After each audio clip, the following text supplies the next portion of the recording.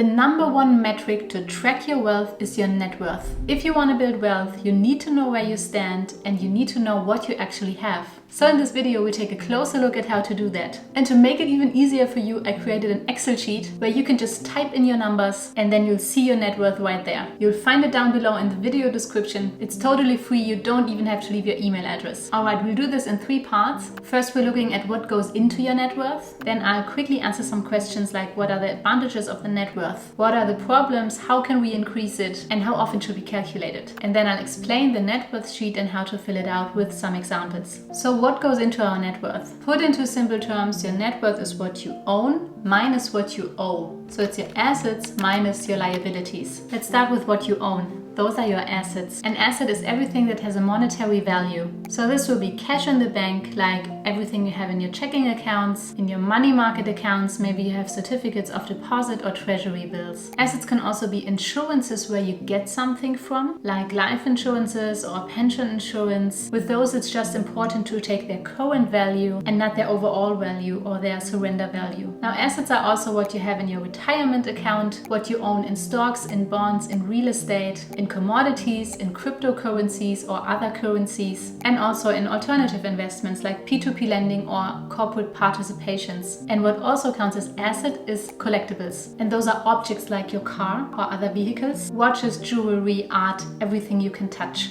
Now, if you put those into your net worth or not is personal preference. I personally don't put them into my net worth, and that is for mainly 3 reasons. The first one is they lose value. In 99% of times, something used is much less worth than something new. You will know that if you've ever tried to sell something on the flea market or online, unless maybe you're a professional seller. Number 2 is most of the time I just don't intend to sell them. For example, when I get a watch or jewelry as a gift, even when it's expensive, I want to wear them and I don't intend to sell them. For me personally, that's also my car. So far, I've only had 1 car and I drove it for so many years that it was practically beyond repairment and then I sold it. But of course, at that point, I couldn't sell it for much. So I didn't even bother to put it into my net worth. And reason number 3 is I'm too lazy to research. Because to calculate your collectibles into your net worth, you would actually need to know how much they are currently worth. That would mean to look up the current selling prices of each item on the internet. And even then, it's not a guaranteed price. So it's not very accurate and it might take you much more than 1 hour. Of course, if you do have a lot of collectibles, you could set yourself a certain threshold. So for example, to put everything in that's worth more than $1,000 or more than $10,000 or whatever. So just stick to the big stuff.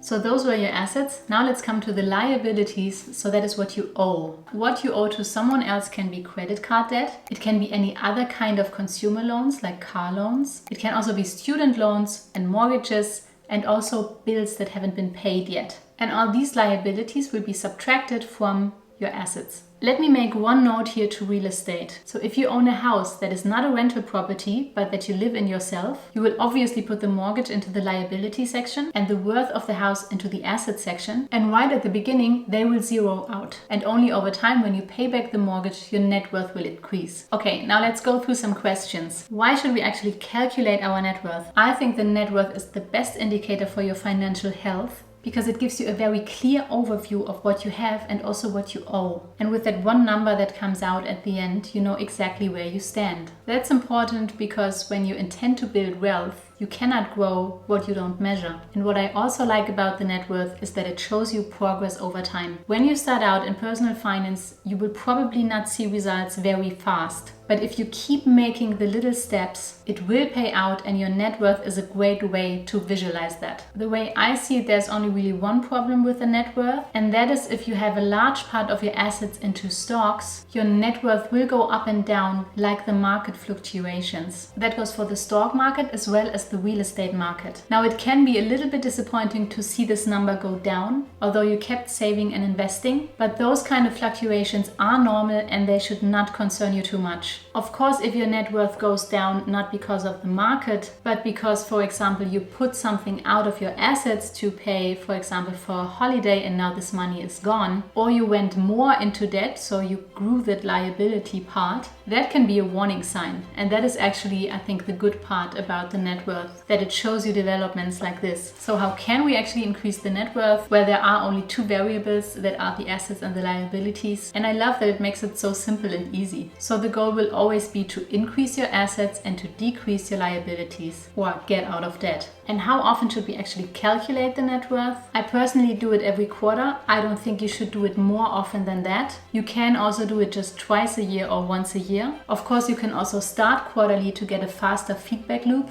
And then later, when you see you're on the right track, you can make it less often. Now let's take a look at that net worth sheet. So this is the Excel sheet. I picked the dollar version here, but if you go to the downloads page, you will find euros and pounds as well. And up here you will find your assets and down here your liabilities. In both sections you will find the date. I already filled out the first date because it was required to create the image that I'll show you in a second. And the date you fill out up there will automatically appear also in the liability section. Now let's say you have 1,000 cash on hand that is in your purse or in your safe at home or wherever, and you have $2,000 in your checking account and $10,000 in your savings account, and then in your investments you have, let's say, $40,000 in stocks or in funds, you have $10,000 in bonds, and you already have $50,000 in your retirement accounts, and let's say none of the other stuff, and that leaves you with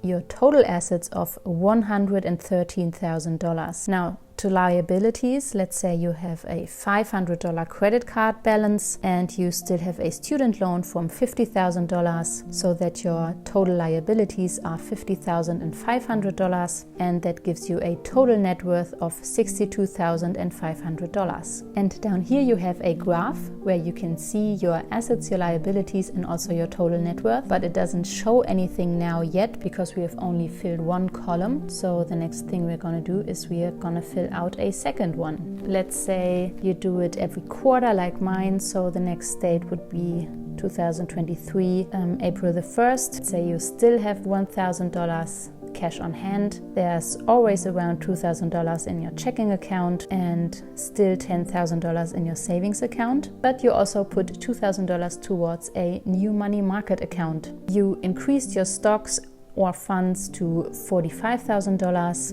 and your bonds to $12,000, and your retirement accounts by now have grown to $54,000.